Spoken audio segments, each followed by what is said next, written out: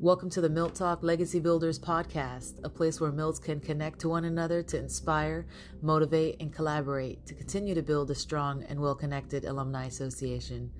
I believe that Milton Hershey School rebranding is actually just getting started, and I want to be part of that journey. I think the best way to commemorate Milton and Catherine Hershey is to continue our own legacy that impacts the world as Milton Hershey so impacted us. I believe the level of extraordinary that each and every Milt carries within them is deeply underestimated, and this podcast will help in the journey to show off what Milts are really made of. I'm excited to get to know more Milts, more insight to their upbringing, and what they're doing now to build their legacy and bring value to others, and what being a Milt really means to them.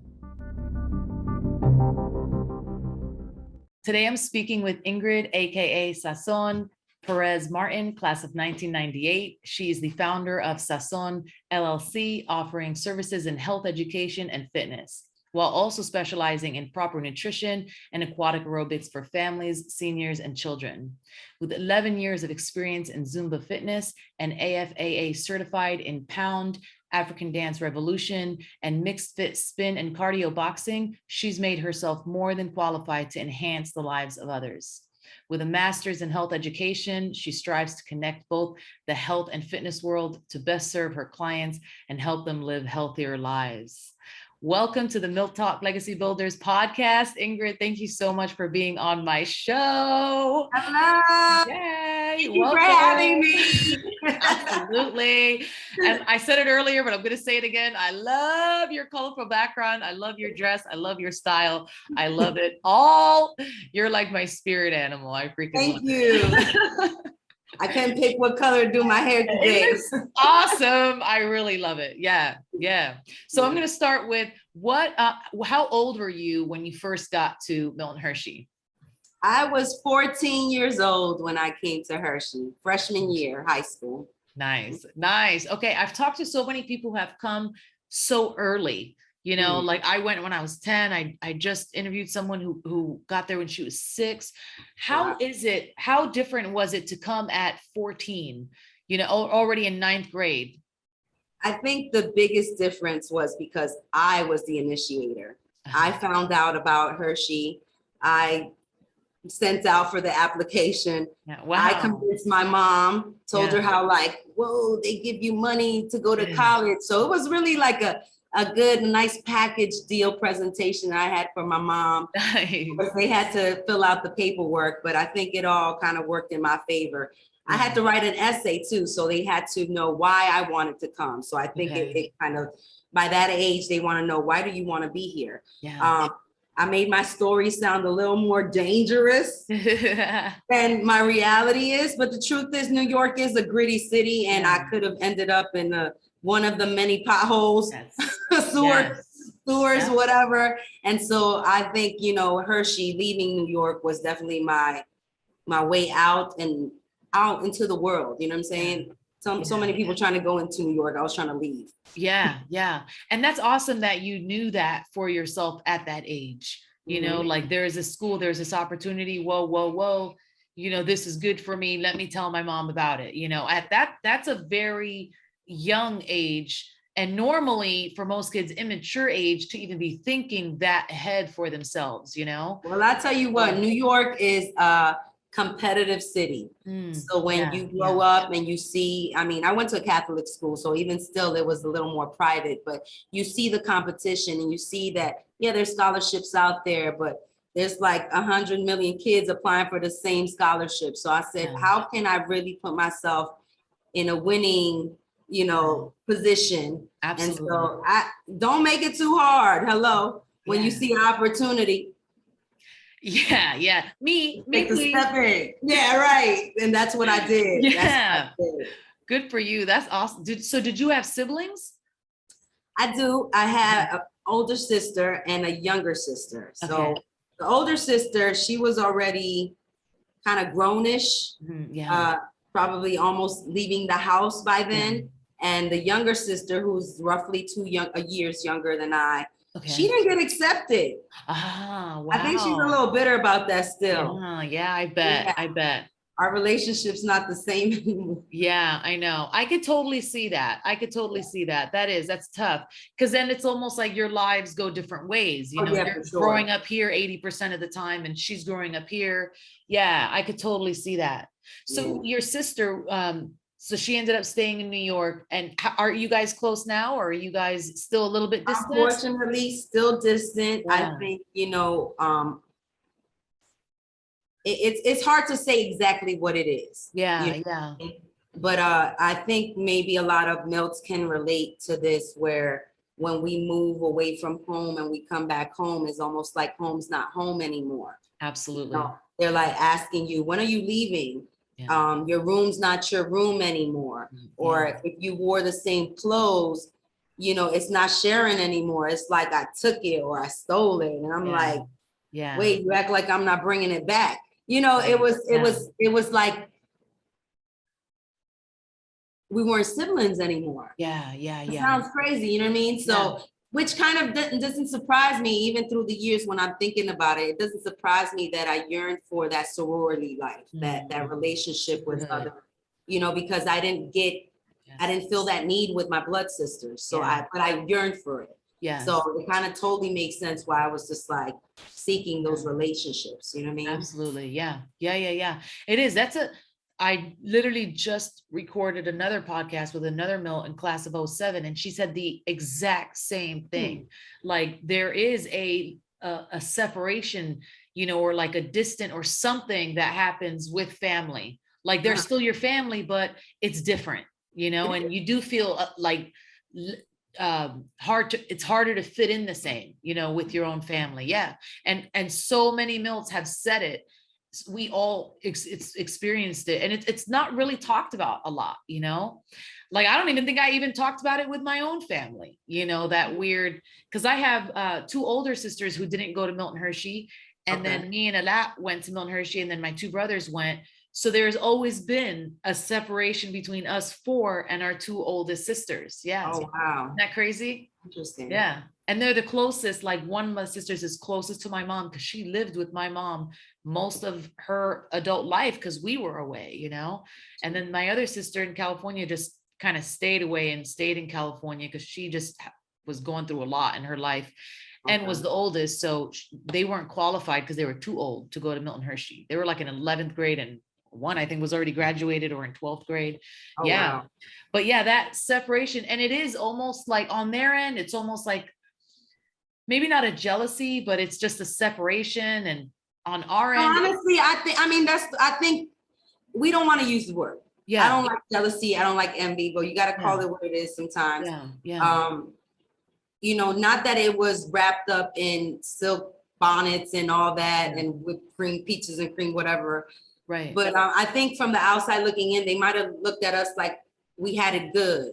Exactly. Like we had it made, you know what I mean?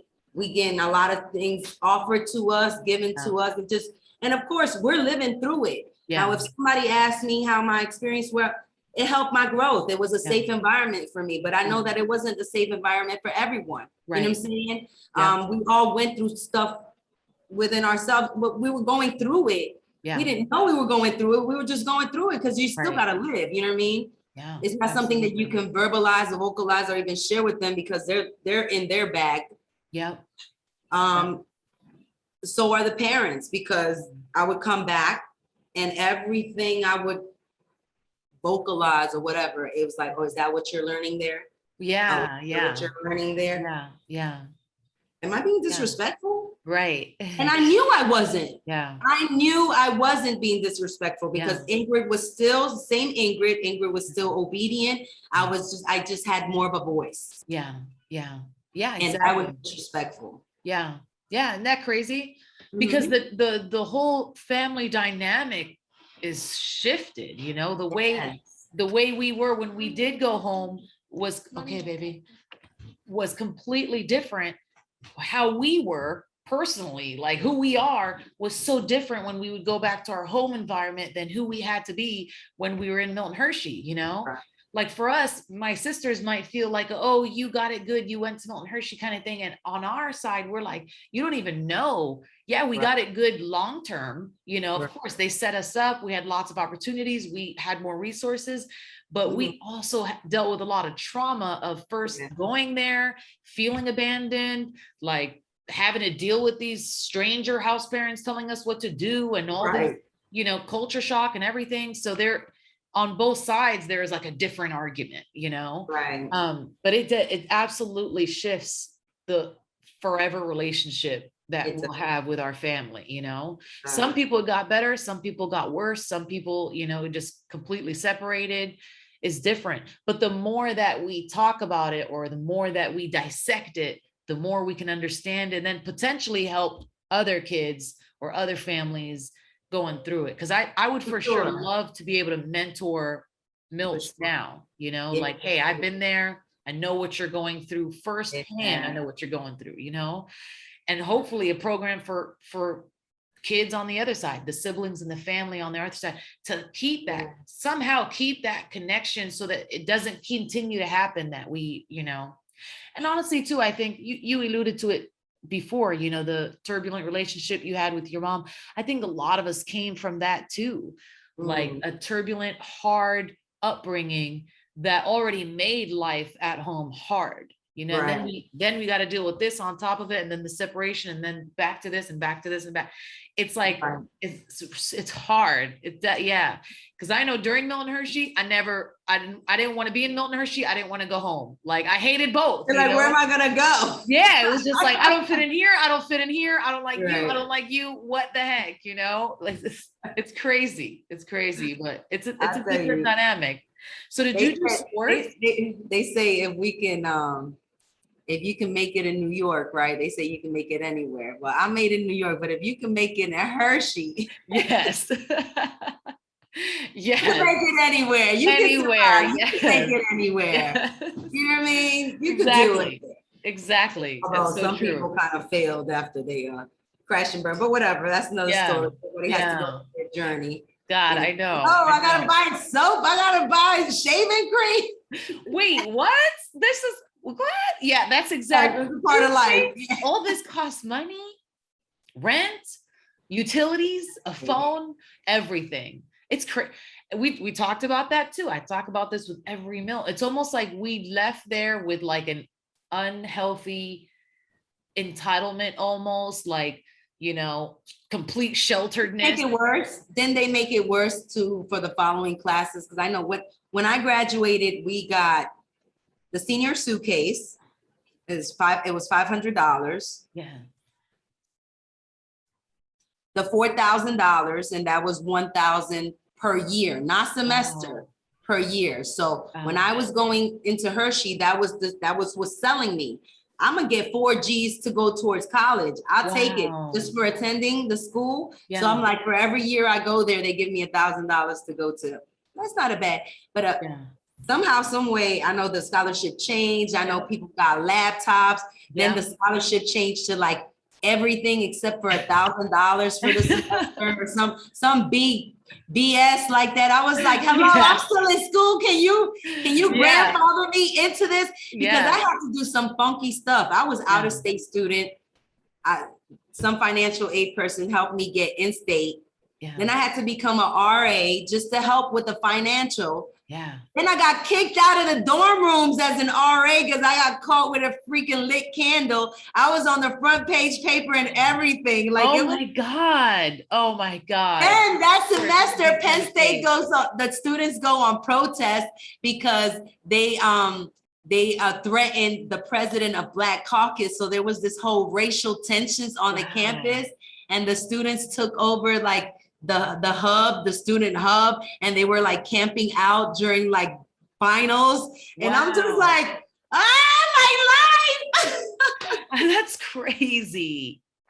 But I graduated. You know, I graduated Penn State. You made it happen. They were trying to make an example out of me, and I was just like, that is so awful. It's gonna affect my whole life. Like, you want to put me on probation, but I got to move out of the dorm rooms and still come up with half of the room and board for the rest of the semester.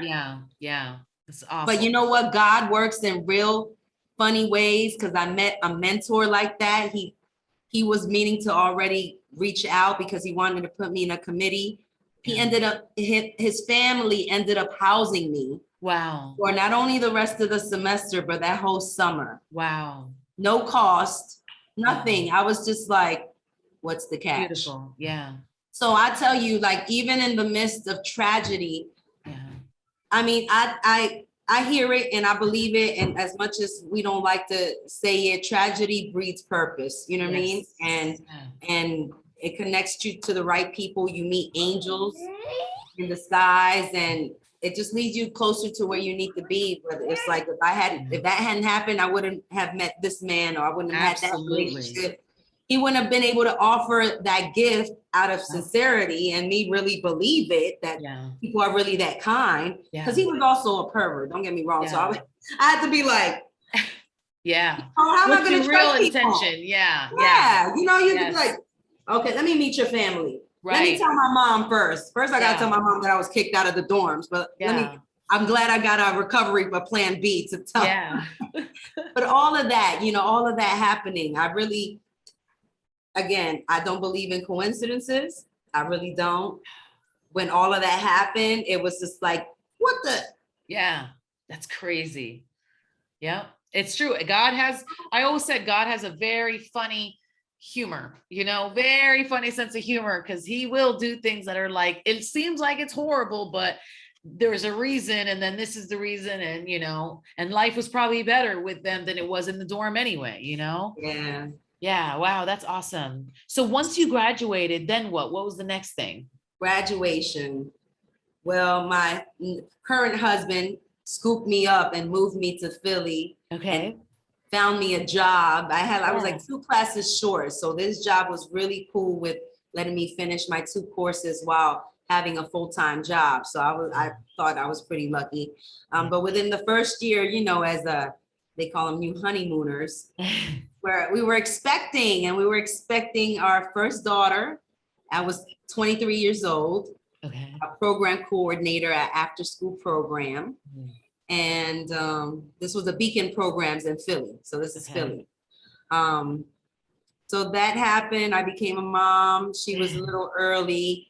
She was caught up by the age of 2. So it was no major, you know, health concerns with her, but it was, you know, that learning how to be a mom and working a 9 to 5. And, but I still wasn't doing the theater. I was working program coordinating. So I'm like, okay, I need to perform. I just graduated. Okay, I didn't move back to New York. I always had to get my niche of performing out.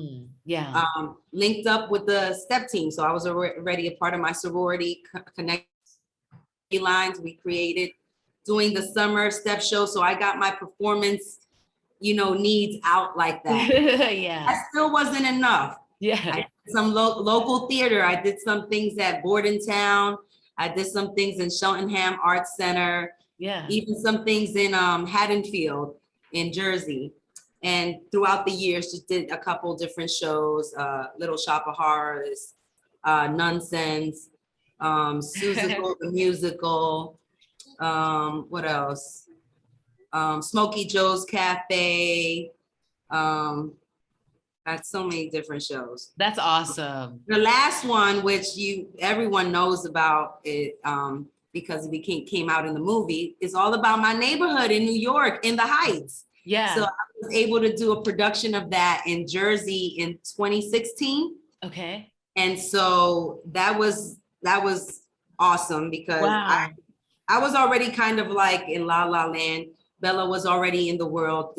Bella is my now 7-year-old miracle baby who was born at 23 weeks.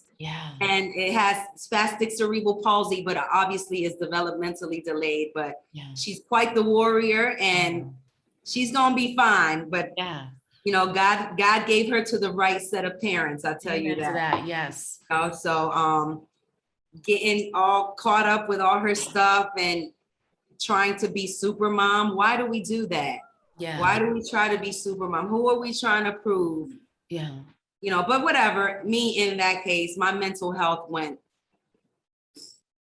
Oh my God, I bet. Yeah, yeah. That's so And much I'm to handle. pretty transparent. I'm pretty transparent. I share, I write, I journal a lot. So I ended up having to be hospitalized. That's how bad things got. Oh, yeah. I mean, like a movie scene, hospitalized. Wow. Like, I think I counted 12 cops. I think there were 2 fire trucks out there because they came first. All my neighbors are out. You're just like, really? I need this for the stage, not for my real life. Yeah. Wow. You know what? Honestly, I told you earlier, like watching your social and seeing your daughter and all that you do with her amazes me, like amazes me to no end, 100%. Cause I only have one.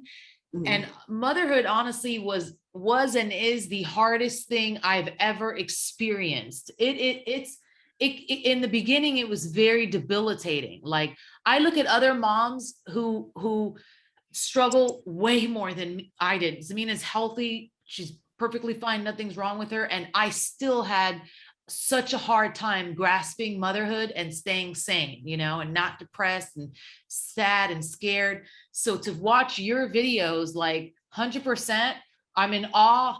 Like I'll cry. Like the strength. You know how they say they never know. You never know what strength you have. Yeah. So until you have to show the strength, you know. Yeah.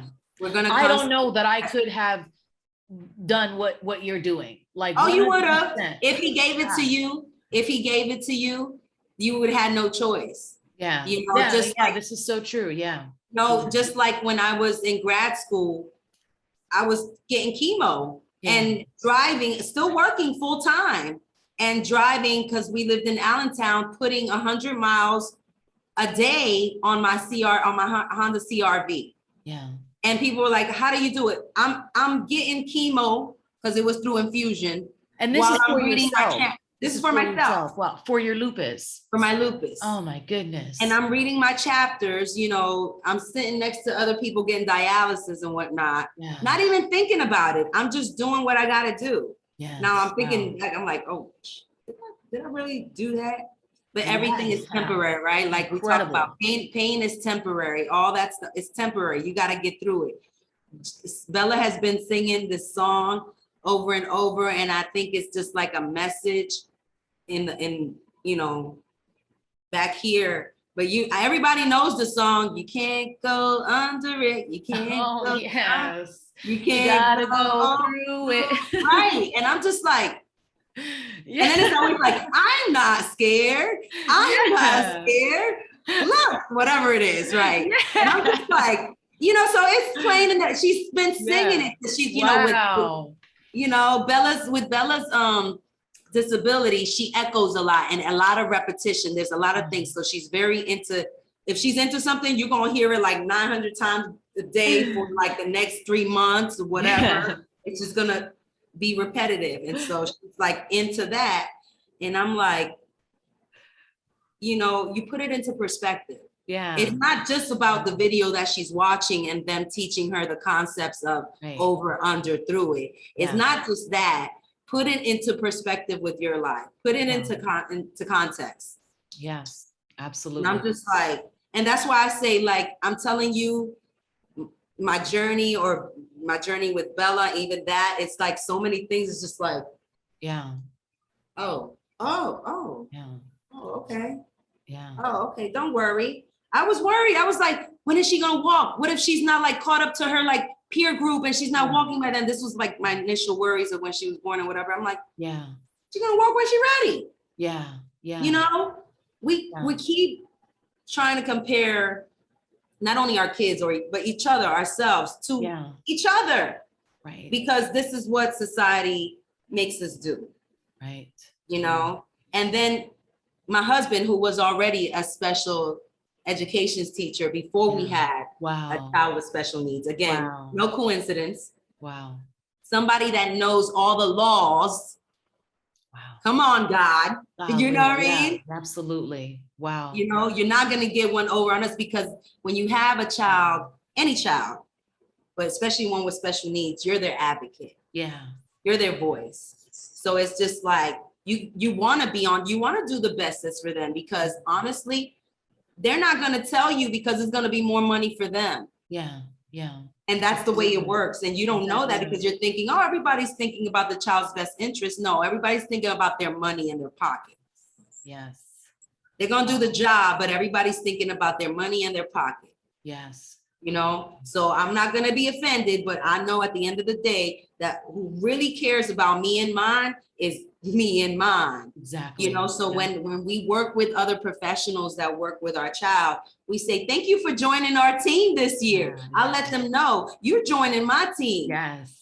We're going to have to, you're part of my team. I don't want you know, because a lot of teachers can be intimidated of parents and you're just like, no, we're a team. Yes, that's so for good. Our child. Yeah. It is about her. It's not about you. It's not about me. It's about her. Yeah. And I always got to bring it back because adults, we get real catty. I've had a home care nurse have it with a speech therapist.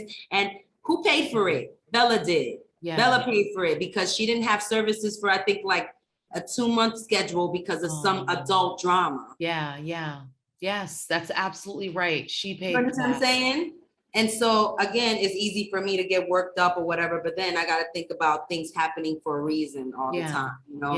Yes. You do what's in your power. Mm-hmm. After that, it's out of your control. You know what I mean? I have to always remember that because we always think that we're in so much more control than we truly are of our lives, of everything. Again, like I told you, my dream was, it was pretty simple. Yeah. I love performing. I went to school for music theater, got the degree. Going back to New York, I was already in a New Yorker, so that wasn't going to be hard for me, but that's not what was written. That's not what's in the writing.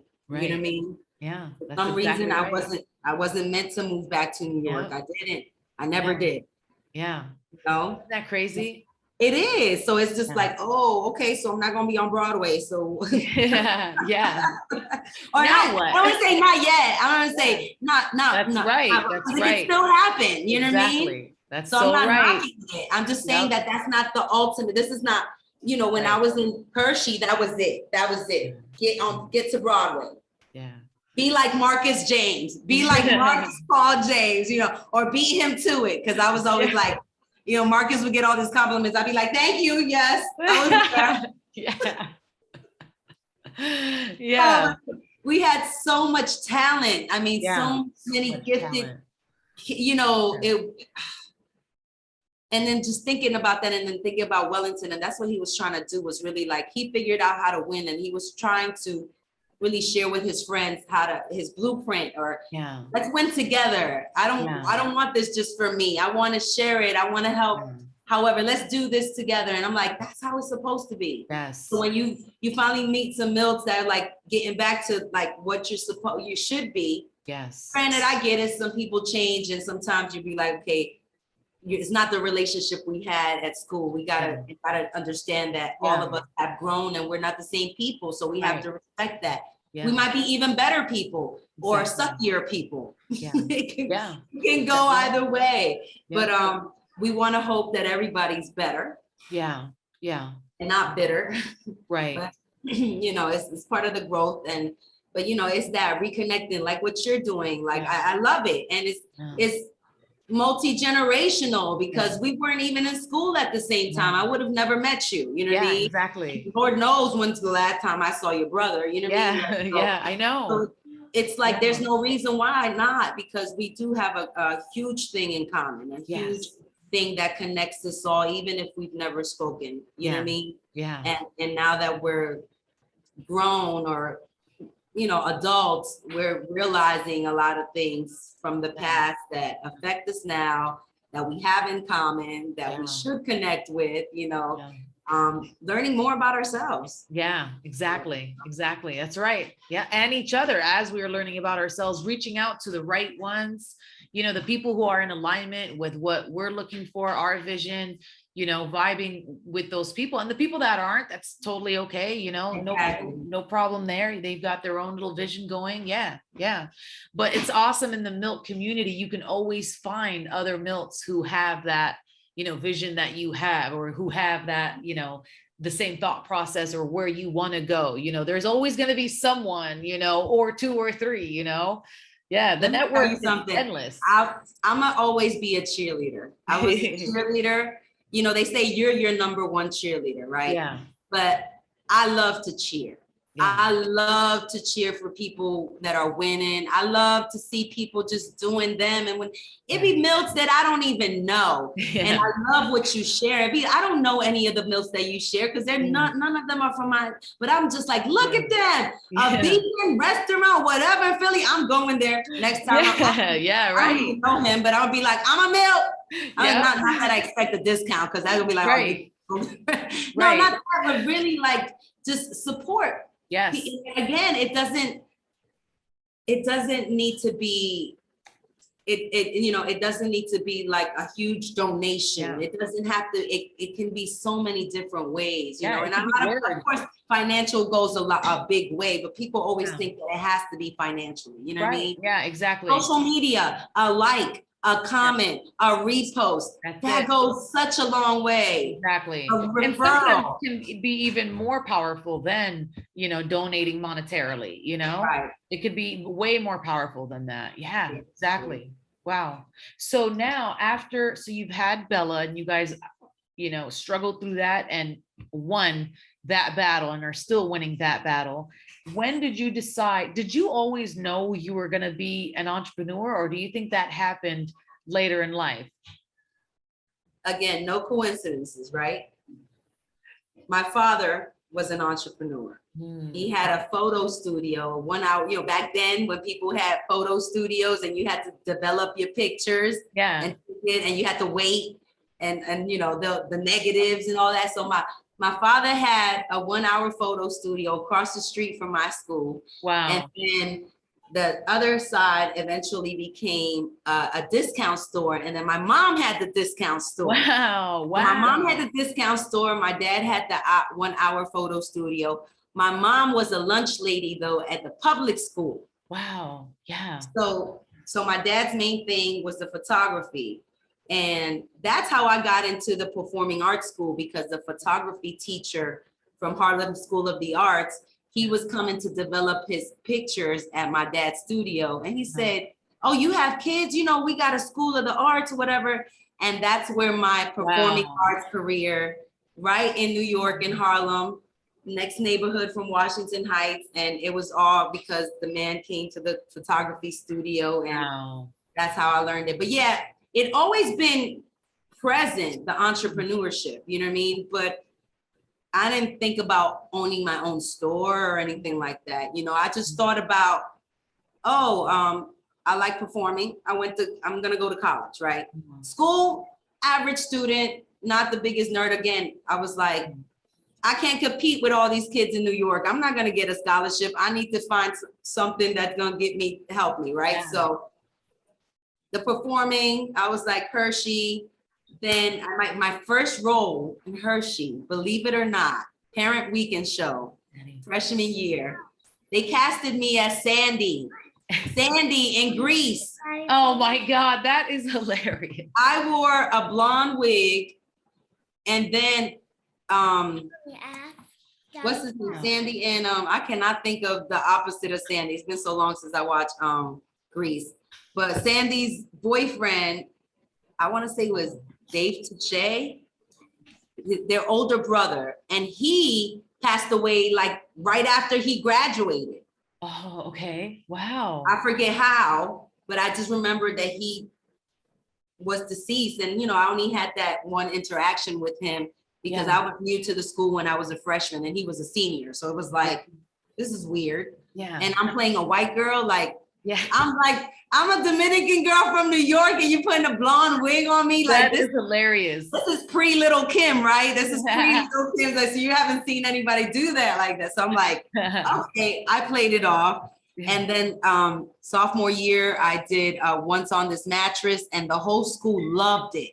Yeah. The whole school loved it. They thought I was like the funniest girl. And I'm just like, it really, you know, I'm really being me. I'm really being me, you know, and then I learned, what, you can go to college for this? Yeah. Man. I was like, you don't got to waste your money. At least I'm going to enjoy going to, you know, I'm dancing every day in school. I'm like, you know, of course you got your gen eds. I'm no dummy, so I was gonna get through those. But then life didn't go that way. Yeah. Life didn't go. So, you know, even with my health and then discovering Zumba and having the step show stuff back there and performing, I still always kept a passion of performing, but I think Zumba helped develop it to another level. Yeah. And so it was like my side hustle. So I would have my full-time job. Zumba was my side hustle. Yeah. And when I couldn't work the 9 to 5, the side hustle and people in Philly, because this is where I'm in Philly, were now reaching out to me. Yes. And so I was able to charge. I'm like, oh, you want me? You know, I had to know what my value was. But in the beginning, everyone's value was pretty much the same. Right. Right. Until people start wanting you. Exactly. You know what I mean? Yeah. And so, like I tell you, even the Temple University gig, that's how it ended up. She kind of recruited me. Yeah. She's seen what I was already doing in the community. She said, I want you to create a class, Zumba something. And it was under kinesiology. And I created Zumba around the world. Wow. Where it was nutrition and fitness. So we would do a country, because I already did a curriculum through my job at Einstein Hospital in Philly. I was a nutrition educator there for 10 years, going to Head Start programs from kindergarten all the way to senior centers, doing nutrition curriculums. Yeah. And we had this one for the 6th, 7th, and 8th grade that was teaching them about countries and eating different foods from countries. But you would always have a taste test, right? A taste of something. Well, I included the dance, the cultural dance of that country, and I would invite any kind of friend I had that was a Zumba instructor from that country, and they would teach a routine. So they would learn a dance, they would taste a food, they would learn about the environment, the culture, and they learn too, like, hello, you know, hurricane season is this time around these countries. This is why the ticket prices are cheap. You might not want to travel during hurricane season, like now. Right. Like now. Exactly. You know? Exactly. And so some of them even learned that, like, it's good to learn about another country before you travel to it, to learn of the customs, what's normal, even the music. A lot of the music comes from a historical content. Yeah. You know, a lot of the popular music come from the ghettos of whatever that country was, because there was some kind of rebellion. You know what I mean? Wow. So learning that this means this or whatever. It's not just the dance, but you're learning more about the culture. So, I mean, I kicked their butt with that class. It was a 2-credit class, but they was like, oh, we just thought we was just gonna Zumba the whole time. I was like, oh no, you got the right one. Yeah, you got the right one. That is good. That is so true. Just like you learn culture through language, food, you know, clothing, fashion, you know, religion, or whatever other cultural values we're used to knowing about a culture. Dance is huge. Like, it's so funny, because at least I haven't thought about it like that, like associating learning a culture through learning the dance and how these dances even were created in these cultures. Right. Why? Yeah, that's true. Because Arabs belly dance, you know, Indians have a certain Punjabi dance and reasons that they dance that way. In certain cultures, the men don't dance or the women dance, or vice versa. Yeah, that's crazy. That's good. I like that. And lots of fusions happening now, where it's just like, it's beautiful, but it's also kind of, you know, people love it. Some people don't love it. Some people are offended. Some people are like, what are you doing? Because everyone's online now doing everything. So that's so true. Yeah. That's crazy. Now, when I see dances, that's all I'm going to think about. Like, where did this come from? Is this a fusion? Is this from? Yeah. That's good. Okay. So once you were kind of done temporarily with the performing stuff. And then you said earlier that once you got offered that gig with Temple and stuff, then your husband had the opportunity to move to Georgia. So you guys decided to move then. Okay. And how did that go? Once you moved to Georgia, what was the next step? Is that when you started like full blown on your own? Well, I still didn't have the LLC yet. So it was 2017. I already had the name. Okay. So the name came about. Sazon means, by the way, means flavor. Yes. It's a Spanish word for flavor, for spice. And I'm just showing everybody my spice. And then I kind of invite them to add their own spice. Yeah. So I never want people to think that they have to mimic me, where you're going to look identical to me and doing, because you're going to be you. Right. But add your own flavor. So I'm all about Team Sazon. Means if you want to add your flavor, you Team Sazon. You know what I mean? Yeah.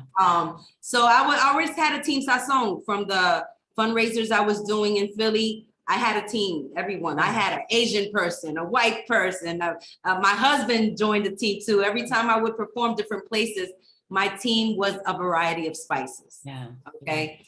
And I wanted to continue that down here, but I knew that it would take some time because they don't know me, you know what I mean? And they would have to learn to trust me and see that I am true and being authentic, because Atlanta is full of fitness, everybody. Yeah. Everybody's fitness. Okay. You know, however, there's room for everybody to win, because we're all not going to service everyone, right? Right. So it's more about finding my strength. You know, I kind of went into the LA fitness circuit, so that was easy for me to hop around to the different LA fitness gyms to get my name and my, you know, my style out there. Yeah.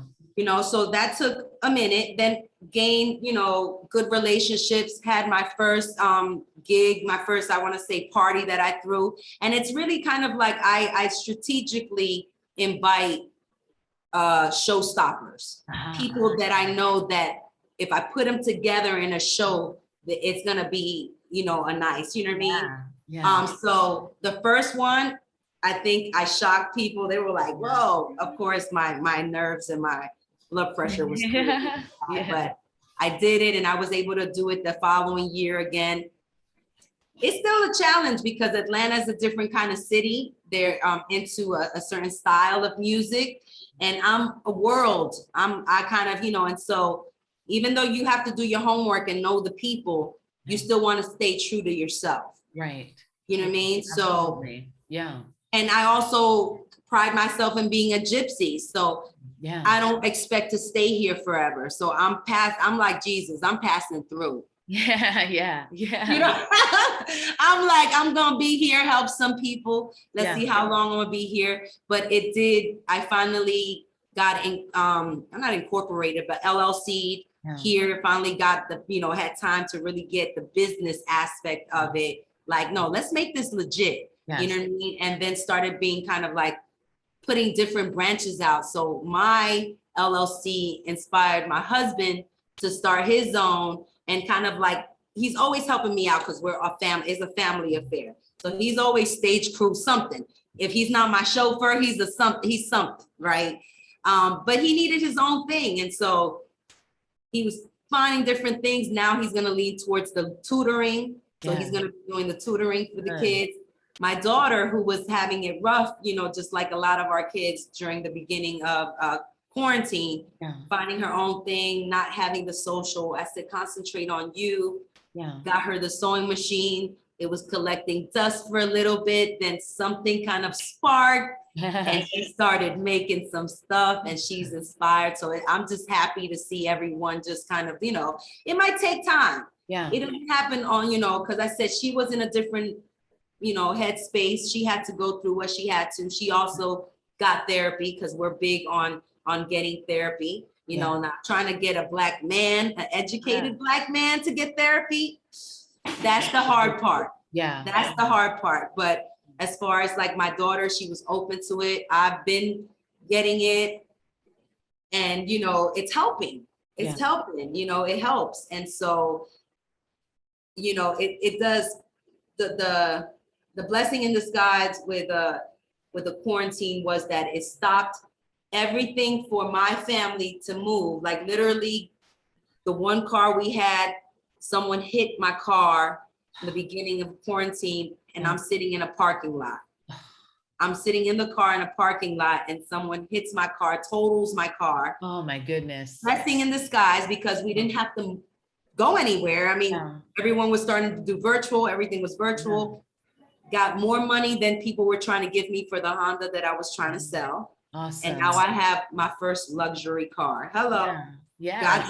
God just did it in a different way. You know what I mean? He did it in a different way. But that stoppage of the world for my family, we needed it. Yes. And it helped me get things together. It helped me get organized.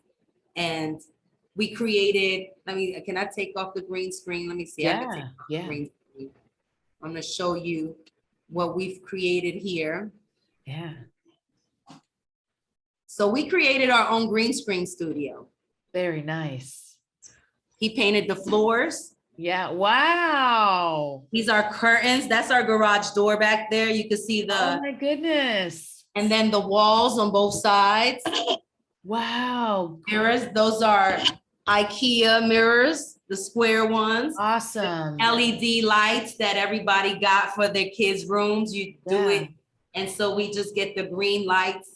We got the ring lights right here by behind me. That's so awesome. He has the monitor. Yeah. I created my own studio. Yeah. I created the space to do the work. We're used to leaving our home to do work. Well, a lot of us, right? Right. Little did I know a lot of people in Atlanta work from home, because when I taught the 11 o'clock classes, I'm just like, I'm thinking all these people would be at work. I'm just used to like New York, Philly, kind of everybody's working 9 to 5 type thing. Who goes to class? Who goes to an 11 o'clock Zumba class? Right. Like, what do you do for a living? You know, but apparently there's so many different things that people do that you can have your own schedule. And I'm like, oh, that's, you know, and that's what this generation's showing us a lot. My husband and I talk about that a lot. This generation showing us that you don't have to go to school to be successful, or, you know, you can be an entrepreneur, or you can make money being online, or whatever. You know, there's so many things that my generation, we grew up thinking that if you go to school, get your degree, you're gonna get a good job, you're gonna be straight, you're gonna be good. Right. But here, my husband and I both have our masters, and our credit is like still working on it. Still, you know, it's like a lifelong type of thing. Why? Because we weren't taught that from A high. So when you weren't taught that, you're gonna make all these mistakes that's gonna probably take you, hopefully not the rest of your life to fix, but it takes a long time for some of us to, you know, fix some of those mistakes. However, I'm always grateful because you just gotta be. Yes, absolutely. Because I got a roof over my head, because I eat every day, because I wake up, because I have my health, because I have my beautiful family, with all the ailments that it is, with everything that it comes with everything that I've been through. I'm grateful. Yeah, absolutely. Absolutely. Because, you know, I know that there's bad times and worse times that probably are gonna come, you know, but I want to be grateful for it now, and I'm going to be grateful for whatever comes, and just know that I'm going to be strong enough, even if I don't think so. And you're going to be strong enough, even if you don't think so, and whatever. It's so true. There's so many crazy, we can't even fathom some of these things that just happen. Right. Yeah, when you look at the bigness of it, you know, and we look back at it, sometimes when you're going through it, you don't really realize the big picture of what's happening. You're busy just trying to get through it, you know? But when it's done, or you get on the other side and you look back and you're like, damn, like we just went through that. That's the big truth. Look at what we went. Because when you think about it, we as a world, global world, because everybody went through the pandemic, went through something so incredible and hard, and, you know, it made all of us look within, all together at one time, you know, and it took about 2 years. Like, we're going on 2 years of fighting a pandemic, you know, changing everything. I'm thinking it's been a year, but it really is 2 years. 2 years. Like, crazy. Because you almost don't count last year. It's hard. Like the beginning, like it's almost forgotten about. I don't even know. I'm still trying to figure out what day it is, because every day is repetitive. I'm like, it's Groundhog Day for me. And I'm just like, what day is it? And I start off all my classes, you know, happy whatever day it is. And I'm like, what day is today? Right. Transitioning, like, from the day-to-day, go to work, you know, leave the house, go to work, you're the 9 to 5, that same thing that we've always known, to now, you know, 50% of people are still working from home, I'd say 60-70% right now are still working from home.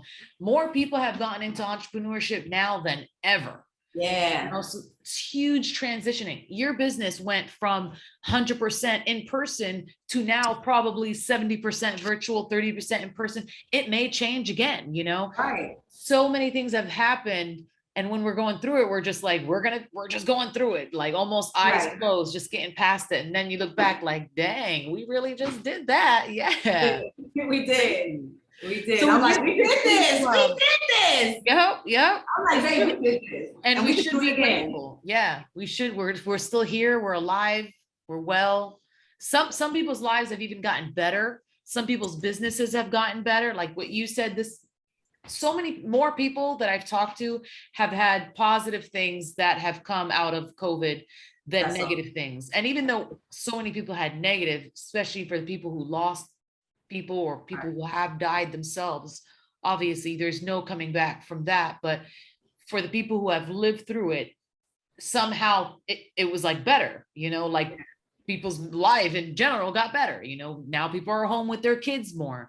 Their marriage got a little bit better. They were able to look within. They started a business. Their business got easier because it's virtual now, So yeah, it is. It's incredible. And for you, so your business went towards virtual also. Do you think you're going to keep it that way? Do you think you're going to do a blend? Honestly, the success of the virtual was more a success for Ingrid and her morale. Okay.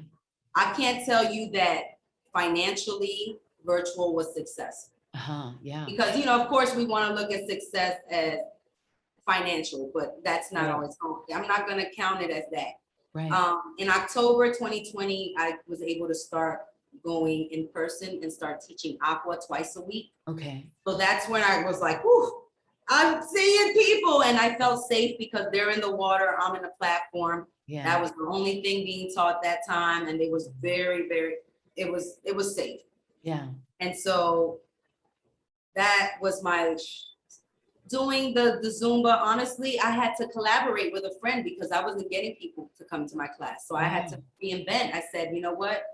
Let me see if my friend would mind co-teaching since he has an audience. Maybe I can, because I just wanted to dance. Absolutely. I didn't want to give it up. I just want to dance. I want to dance with people, like just show up. Yeah. Even if I did things for free, but then everybody was doing things for free. So it was just like, yeah. You never know who's going to show up, if anybody's going to show up. Yes. I just wanted someone to show up. I didn't want to dance by myself, right? Yeah. So started doing that. Still every Sundays, I mean, he's taking a break because he went back to work, but he was unemployed for a long time. Every Sundays we were doing our Zumba happy hour at 6 o'clock. Yeah. And we would just split it. I would make $15, he would make $15, whatever. Yeah. It wasn't about the money. It was like he's in Philly, I'm in Atlanta, where everyone still dance Zumba together, and that was my Zumba class. I still counted it as my Zumba class. Yeah. I'm still continuing it. I get randoms. Sometimes I'll have 3 people in my class. Yeah. Sometimes it's just one person. Yeah.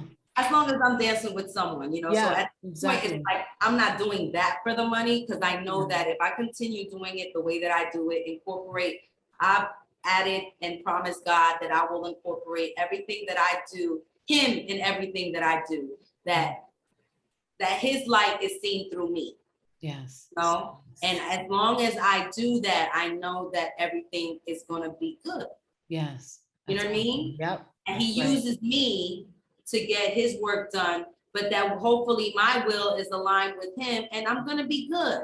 Yeah. You know what I'm saying? Yeah. So it was struggle. I'm like, get my little checks here and there. Again, no utilities were cut off or whatever. Yeah. Don't you know, I get injured the last week of April, had to take a week off. Of course, I get depressed. Yeah. But I go back the next week, still my arm is not great, but I tell them I could teach with one arm, you guys can follow me. I trust y'all, whatever I do with my right, which is your left, you know that you're gonna do with the other arm. So don't cheat, you're not hurt, I'm the one. Yeah. So I'm thinking it would have taken me 2 months to get my arm work back up to good health, because I would jump in the water after class and do my own physical therapy. It took me about a month to recover. Yeah. In that month that I taught, when I was recovering was my biggest gross month. Wow. To Wow. date. Yeah. Then the Wow. next month became even bigger. Wow. Just 2 classes a week. Yeah. I had been doing since October. Yeah. 3 people, 5 people. Then all of a sudden, oh, people are finding out that the Aqua Center was open and the 10-person max was lifted to 15. And they were like, oh, they ended up pushing somebody away because they had the number and they felt bad. So they couldn't tell anyone. And my class was, they were going to let it go to 25 people because the pool was big enough to be spread out. Yeah. I said, because they wanted it. They, you know, Yes. I got a lot of pre and post surgery clientele. You know, Aqua's friendly to anyone of every any weight, any age, any you know what I mean? So I keep doing that, and now I'm like, wait, maybe Aqua is my niche. Maybe this is the niche. You know, I have so many different you know, specialties under me, but I didn't know which one is my forte. Which one is it that I'm supposed to just do? You know, sometimes you don't know which one of your gifts are you supposed to be focusing on right now. Right. So it happened to be Aqua. And right now, past 2 weeks, I mean, weather permitting, I have 7 classes on my schedule. That's awesome. You know what I mean? That's not going to be forever because some of them are outside pools and, you know, the weather season change and closed. Yeah. But I'm grateful for the time. I'm grateful for this season. But to me, this is not harvest season. Right. This is growing season to me. Yes. Yeah. You know, this is the seed still. Yep. You're still putting the seeds out, you're still watering. Yes. Exactly. Yes. Exactly. Awesome.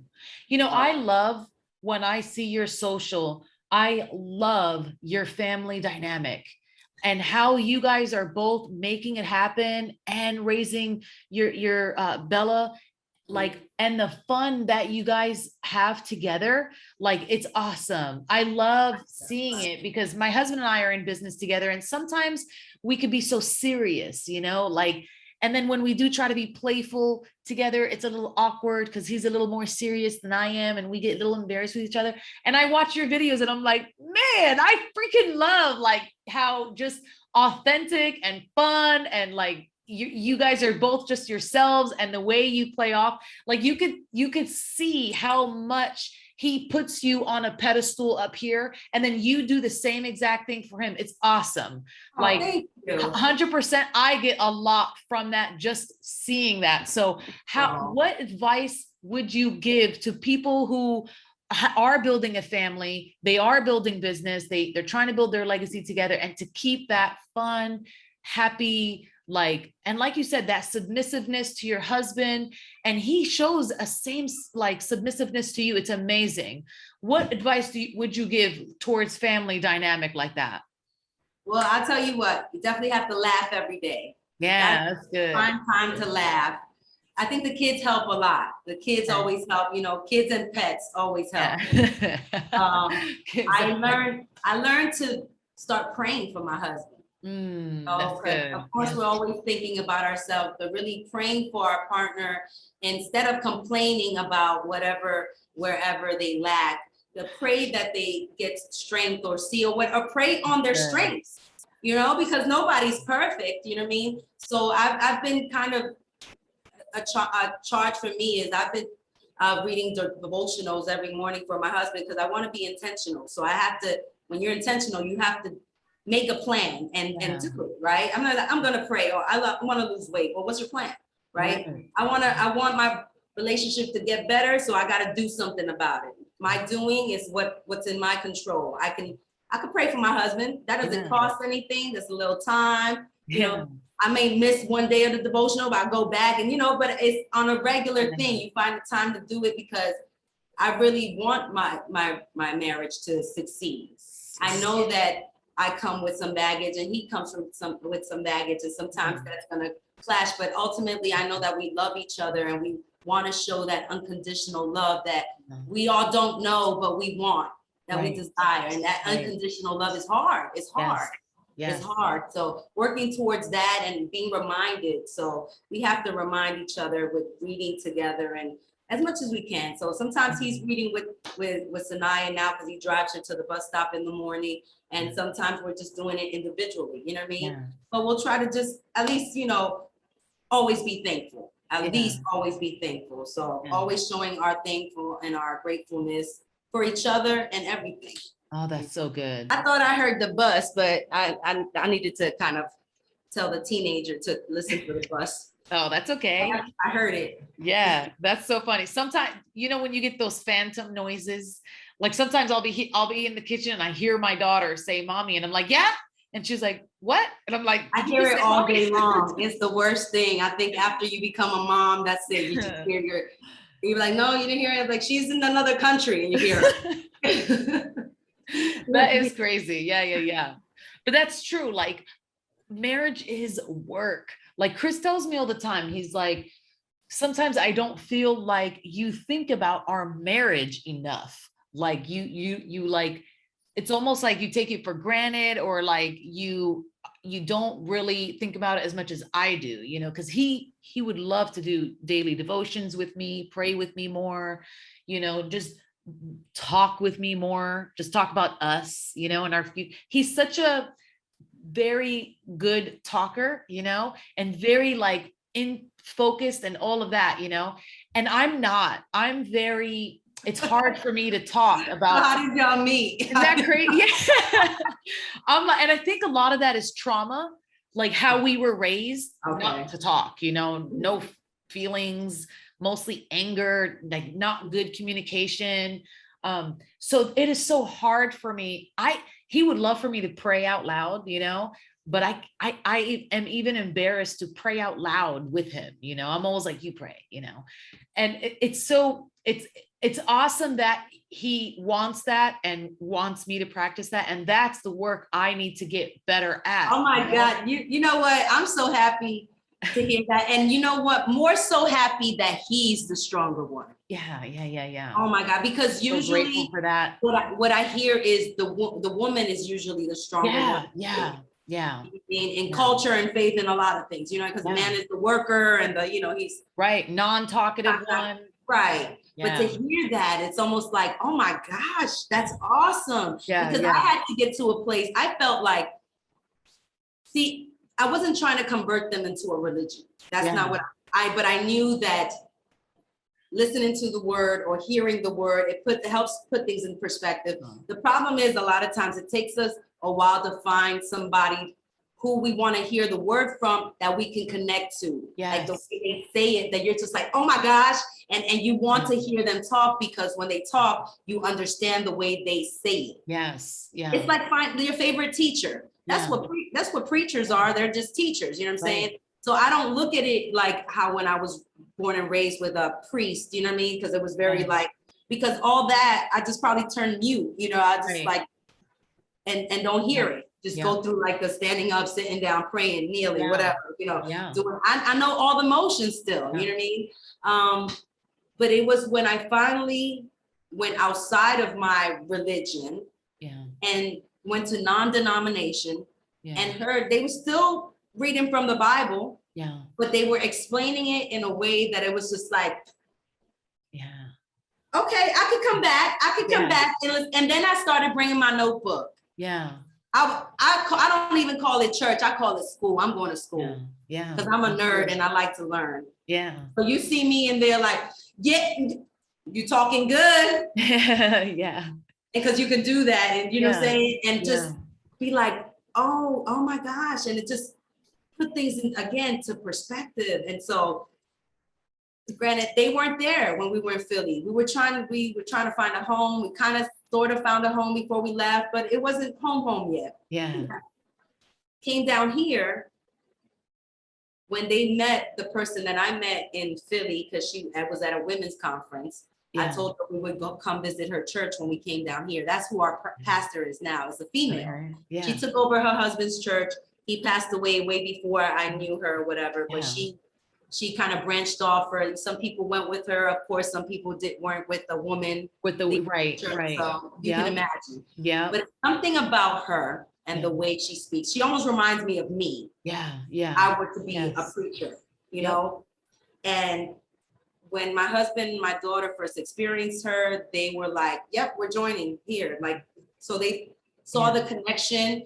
And so when I saw that it wasn't a chore, like they wanted to come, and then we like to work together. So we do the children's ministry, volunteer to do that once a month. So we're active, you know, he's a teacher. So we did after school programming, we did all that. So we like to do it interactive. We're like, people love to learn. You just got to make it for them to want to learn. Right. You know what I mean? Exactly. So we know that everything is about the experience. So it's like you can learn in the experience, you know what I mean? And so we were doing that. Of course, people, it's not the church, it's always the people. Yeah. Yes. Absolutely. Exactly right. Exactly. You know what I mean? It's not the church, it's the people. Yeah. So they just became, and of course it's a struggle, but again, role modeling what works for you and what works for the family. Oh, there goes Miss Bella. Hey. Gotta fix your bow, girl. We gotta fix your bow. Hey, baby. Hi. Oh, hi. Hi. Oh, goodness. Hi, Bella. Look at that bow. Did you just get back from school? Because I know she wants to play with the chalk there. She's Oh, my goodness. Oh, my goodness. Yes, you be back. You be back. Go change your clothes. Oh. Okay. Did she just get back from school?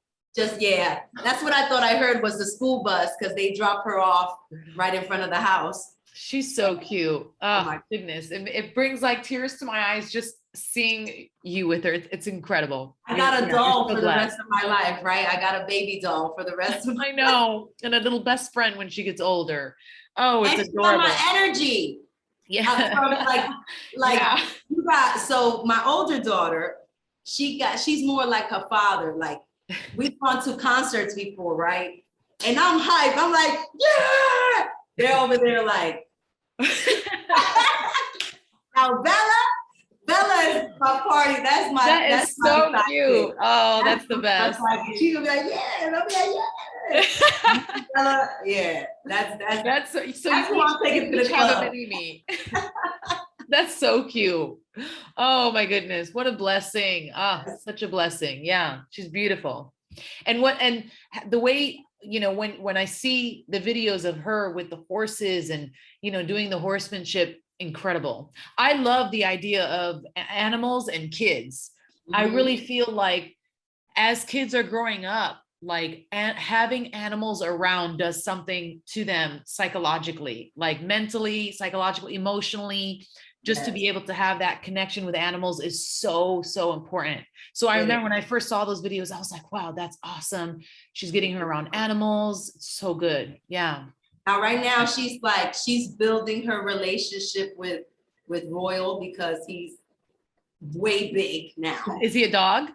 Or is that the horse? Oh, you haven't seen. I have to show some of this documentation. So we have a 11-year-old Chihuahua, right? Okay. Oh, I love it. The Chihuahua grew up with the older one. So that they matched energy, because we got the Chihuahua when she was 6, 7. Yeah. So all that energy she had, the puppy, her. Yeah. They match it. We were having puppy fever for the last couple years, and we were thinking French Bulldog, right? We're like, we like a little short, chubby dog that fits our family. Yeah. And Sanaya has been Doc McStuffin since I don't know when. Oh, I don't want to be a veterinarian anymore. That's so cute. Yeah.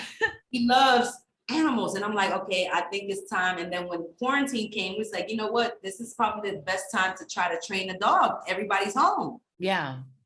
So then we're like, we're gonna get the dog to be a service dog for Bella. So we're looking for service stuff or whatever. Then Earl's co-worker, again, no coincidence, has a litter of 9 German Shepherds. They all wow. It's the first time breeding. And so, you know, usually they can go for like at least 1,500 or something. Yeah, like especially purebred. Wow. Wow.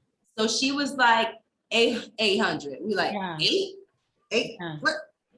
So we sacrificed a little getaway that we were meant for the winter. Yeah. And he came home in December. He was 2 months. Wow. You know, probably the same size as the Chihuahua when he's 2 months, you know what I mean? just watching that relationship develop is been funny. That is so awesome. He's now 10 months old and he's probably huge already. 70 pounds. He's not even full grown yet. He's not full grown yet. And it's like, yeah, they get really big and tall and long, like, but they're such amazing family dogs, good protectors, super loyal, very smart. Yeah, but he's still a puppy, still a kid. He's still rambunctious. His size with her because his butt be bumping her. She'd be like, and I'm like, Royal. Yeah. He's stepping on me still. I got scratches. Yes.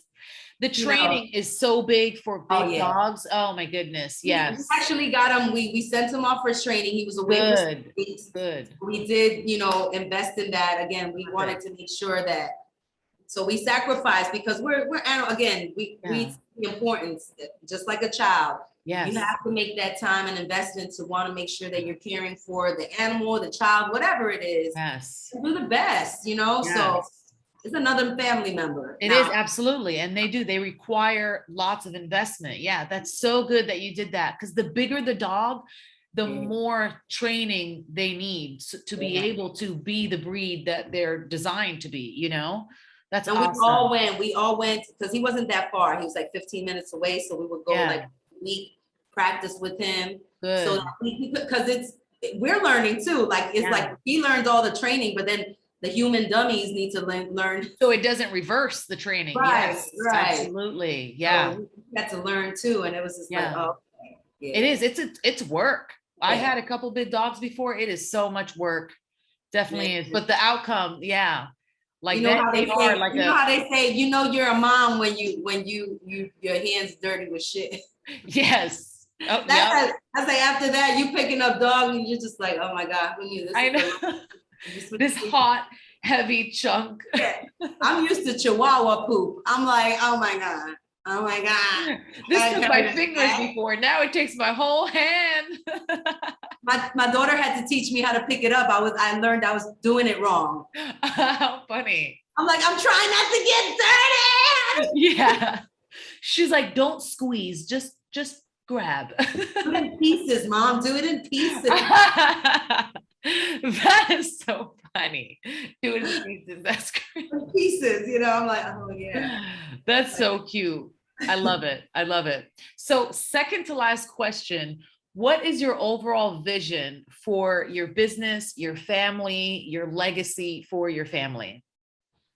So the vision that keeps being detoured and but honestly, the ever-evolving vision. The ever-evolving vision. So my vision first started off with opening a performing arts school, right? Kind of like the one I attended in Harlem. Yeah. All types of stuff, but not academically. I just wanted a school where you can kind of find any kind of art program that you want to be into. Yeah. But now more making it more kind of, tailoring it to my family and our needs and everything and what Bella's going to need. And that's why I ended up right before the pandemic doing this music, which I forgot to share with you, the Zumbini program. It's a music therapy, music education program where it's like a mommy and me. Yeah. So it's from 0 to 3. So it's for the parent and child, and the parent comes with the child, and I facilitate the class with instruments and music and different props, because I was like, I saw what music was doing for my daughter. And I said, music is going to help her develop.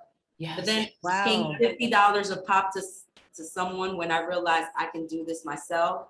Or I need to create something for families like mine to have this opportunity where we don't have to pay an arm and a leg because insurance does not cover this. Right.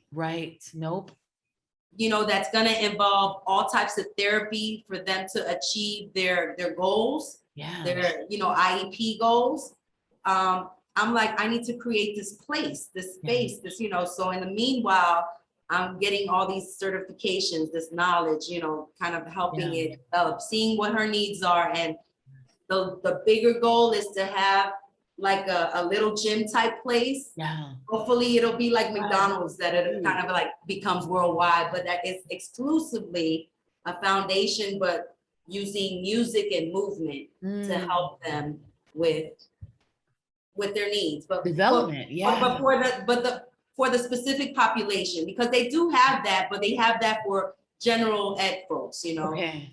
It's not tailored to kids with autism, Disabilities, any kind of disability, any kind of disability, Yeah. you know. So I want to make that possible for parents like me, you know, not like I gotta go search for hippotherapy or I gotta search for aquatic therapy for my child. Right. Wow, that is such a phenomenal idea. That is really, really, really good, because I've never heard of any program out there right now for something like that. And music alone, like, is like I think every species is attracted to music, not even just humans, like fucking gorillas. You know, they've done studies where they play music. It's the universal language, right? Plants, they've actually done studies where if you play certain music for plants, they grow more fruit. Isn't that crazy? Like they grow more fruit. I heard talking to your plant. In comparison to the plants that have no music. Isn't that crazy? So like just that alone, it proves really that music can have a tremendous effect on a child's development. Yeah. And their creativity, and especially kids with autism. Like, I feel like autism is one of those things where people think it's like a disability, but in reality, it's almost just like not really a disability, but it's just a difference in their brain functionality and how our normal brain should be. Because a lot of people with autism are extremely fucking genius in some other area.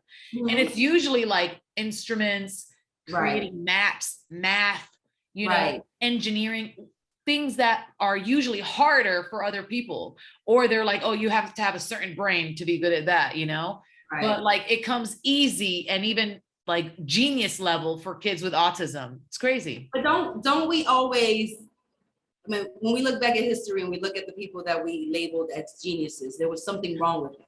Right. Yes. Yeah. Like, yeah. There was always something socially wrong with it. Yeah. Yeah. They're famous for what they were geniuses for, but no one talks about the other part of it, that they were like socially awkward. Exactly. I mean, look at Einstein. I mean, just look at him. Just look at him. He didn't even look like, what era was that? Yeah, he looked like a homeless, dirty man. Yeah, like a whole era by himself. You know what I'm saying? Yeah. That's you know, or just taking it left. R. Kelly. He's a musical genius, you know, but obviously there's something wrong with him. Right. Yeah. I'm gonna leave it at that. You know what I mean? Yeah. Kanye West, he's going through his stuff. He's a musical genius. I won't take that away from him. Completely, he's a hot mess because he's a human and we're all human. Yeah. And you know, there's art therapy has become a very big trending thing now in mental health. Music therapy is right there side by side with it. Yeah. I'm trying to tell my husband to do art therapy. This is what I hope that he'll, if it's meant to be, that's what his bachelor's is in. Okay. Art. And him working with the children and especially emotional support is always more, he's always put in the special need group for the emotional support. Why? Because they're more physically violent. Yeah. And so they put the big black man in the room with it. Yeah. So I said, you know, I always said, well, tap into your art. Yeah. They need an outlet. Tap into it. But you know, I don't think he ever tried to kind of package it or formalize it. Maybe one time, and you know, and I can assure you it's probably not the easiest thing to try to sell. Right. I mean, but we do need more options, and it is in the arts, and it is in music, it is in those outlets that's going to help everyone heal and maybe find whatever passion that they didn't even know they had. You know what I mean? Yeah. Honestly, I think that idea is phenomenal, and I think you should run with it for sure. Yeah. Especially now, right? Yeah. 100%. You know?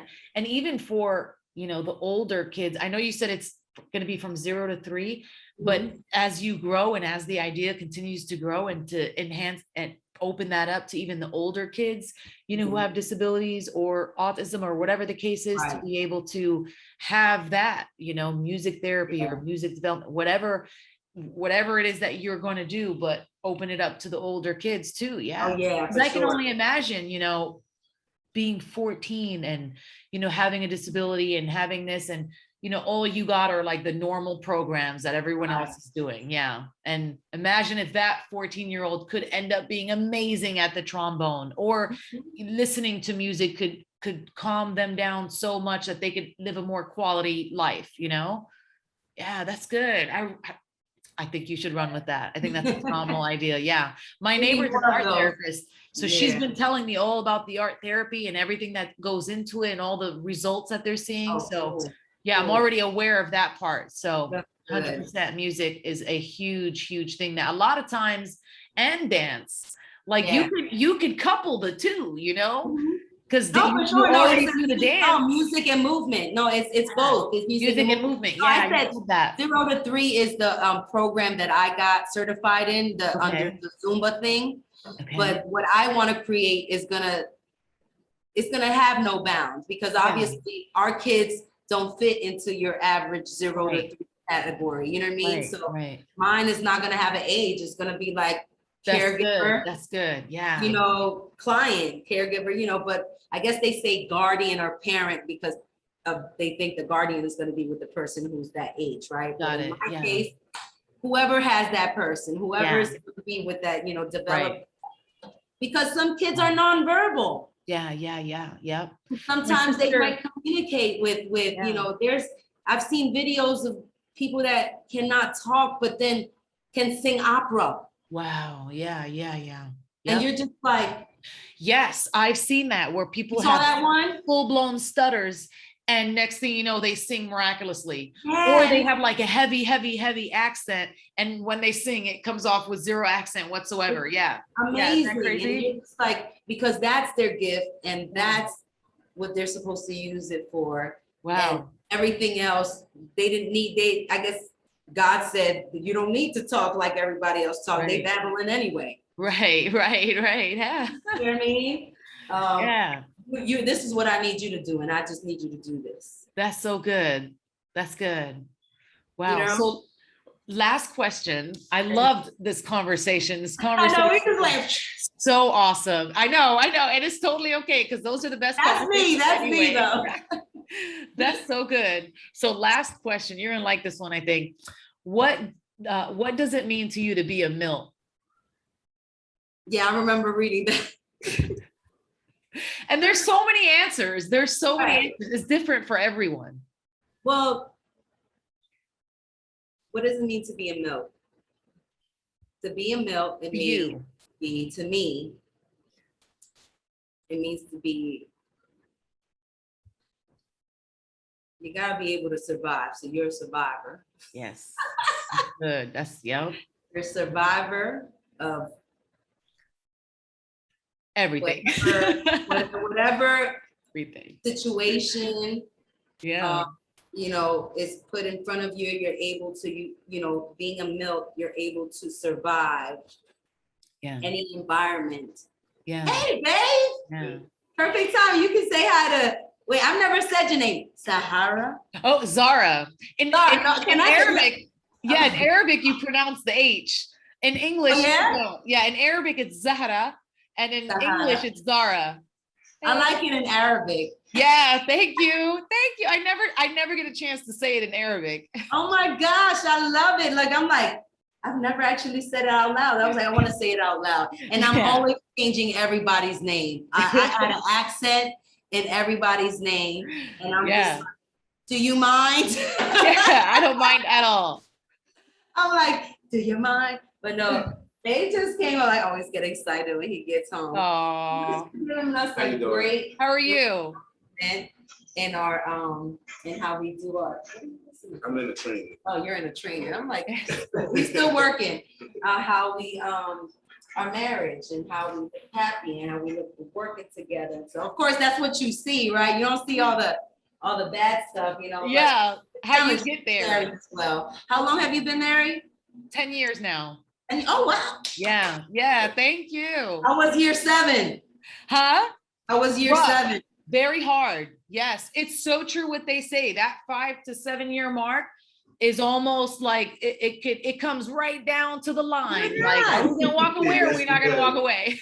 Yes, it does. You it happened know, for us. so Yeah, I'm glad. yes. I I'm know glad, it's you know. amazing. It's amazing. Once you get past that, and I'm sure there'll be another breaking point. There was always those times, you know, those thresholds. But when Yeah. you keep getting past each one, it's incredible. It is to just know you have a partner. Like, we're so lucky. Sometimes I look at my life and I see these other women struggling, single moms, and I'm like, God, I'm so lucky. Like, I'm so Not lucky, blessed. Blessed. Blessed. Absolutely. Yes. Don't got nothing to do with luck. So blessed. Nothing to do with luck. Oh, she been in there. Peekaboo. She thought she ate her nuggets a long time ago. She's like, my nuggets done digested. Yeah, I know, baby. Yeah. Man. No, but you know, as far as being a Milt, going back to the last question, being a Milt, that's what it means. You can survive any elements that, you know, you're put in. Yeah. You know, people, you'll learn how to survive with any character cast of people that you're put in. Yes. You know, Yeah. that's what it means to be a Milt. I mean, I guess a lot of people can say the same thing about any other situation that they've been in, but of course, everyone's experience is different. It was a safe place for me. It was a place where I was able to really get closer to the Ingrid that needed to come out. Yeah. Sooner than later, because being at home in New York underneath my parents', you know, umbrella, or, you know, my cultural umbrella, I don't think I would have. Well, let me not say I don't think I would have. I think this would have always happened. Yeah. It's just when it would have happened. You know what I mean? Yeah. And so I'm glad it wasn't easy, but I don't think it's easy for anybody. You know. I'm glad we're here to tell the story and to share, and like you said, hopefully inspire and help mentor any other Milts that are coming up, so that we can make it easier. I think that's the idea. It's for us to help make it easier for the next generation. Exactly. Because it doesn't have to be that hard, and no one is alone. Right. Even if your story is unique and you know, has its own DNA, it's still similar to a lot of the other stories. So we do have a lot in common. And I thank you. I thank you so much for this opportunity. I love to talk. I love to share. I never think, I'm just one character in this cast in this play, right? In the stage that we have, and I'm playing my part. And so I'm just being modest. We're all stars. Yeah. I love to see everybody shine. And I love to shine, especially with color. Yes. And you shine bright, and I love it. Yeah, it gives me inspiration. It gives me encouragement. So I thank you for that, especially watching your family. You guys really are so blessed.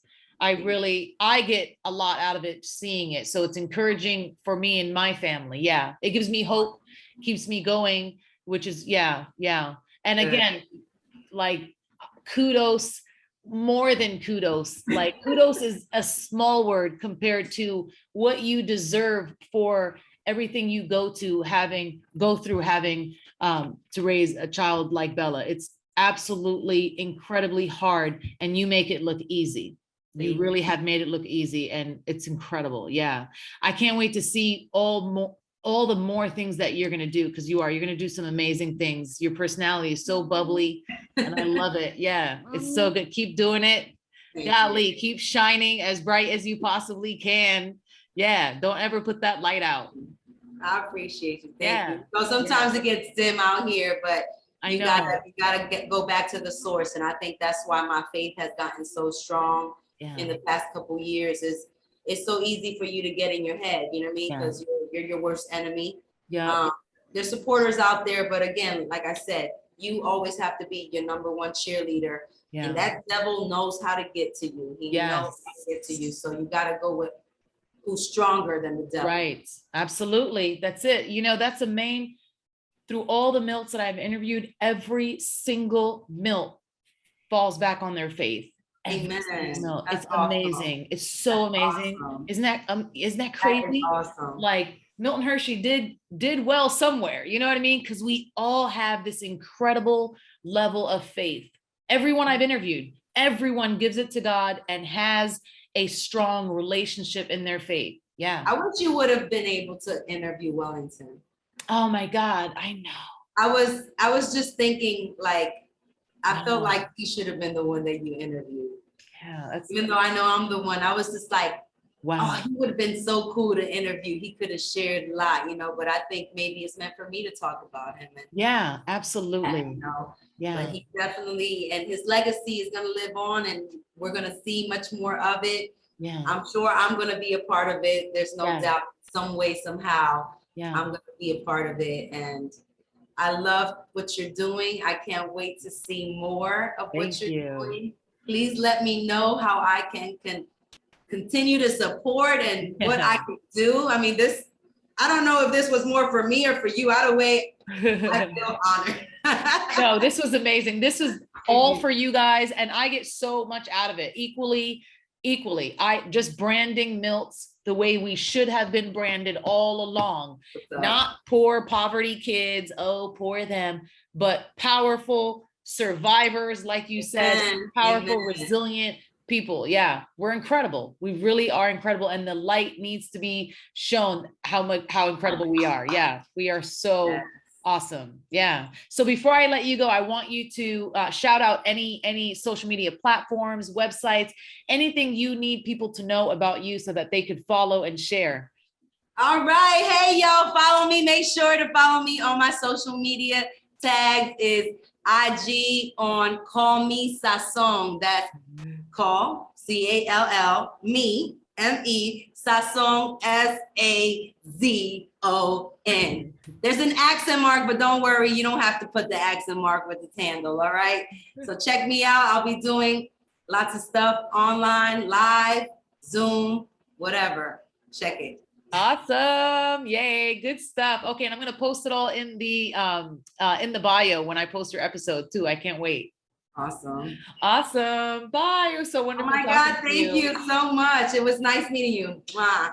Bye. Talk to you again soon. Bye-bye.